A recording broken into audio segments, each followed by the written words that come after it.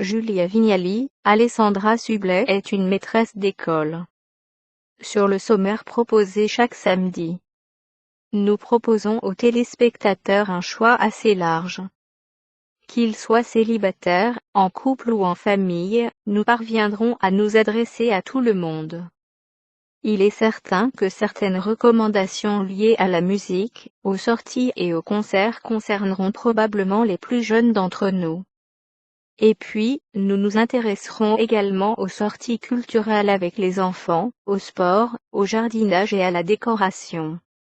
Il y en aura vraiment pour tous les goûts.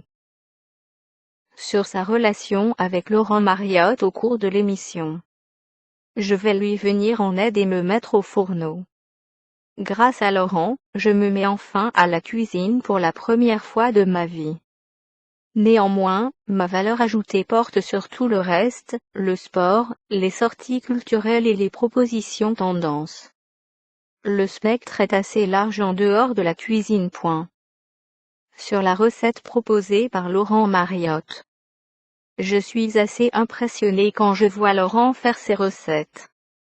Chaque semaine, nous mettons en avant un produit phare. Nous avons commencé l'émission par les pommes.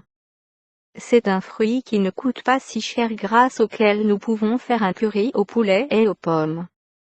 J'ai essayé de refaire la recette chez moi et ce n'était pas mal du tout. Sur l'horaire de diffusion de Diaz Weekend.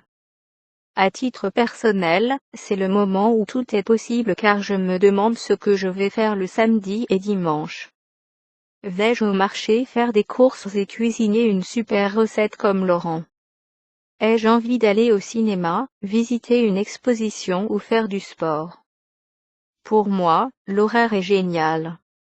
Avant 10h35, je me prépare et mes idées ne sont pas très claires. Sur sa présence en tant que chroniqueuse dans la cour des grands à 16h sur Europe 1, c'est une vraie récréation, un moment très convivial. La maîtresse d'école Alessandra Sublet est extrêmement sympathique. Jean-Louis Debray fait aussi partie de l'équipe.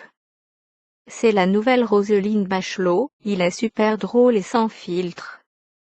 Ce doit être l'avantage de l'âge. À un moment, nous prononçons des choses que nous n'aurions pas dites il y a 10 ou 20 ans. Cette émission est une grande bouffée d'oxygène. Sur son livre 40, c'est le nouveau 30, l'âge de se faire plaisir, Flammarion. Maintenant, tout le monde sait que j'ai eu 40 ans l'année dernière. Le fait de passer cet âge canonique a été un choc. L'ambition de ce livre est de tourner en dérision la peur que nous avons de la quarantaine. C'est un bilan à la moitié de sa vie, l'occasion de se réinventer et de faire les bons choix pour que les années à venir nous ressemblent le plus possible.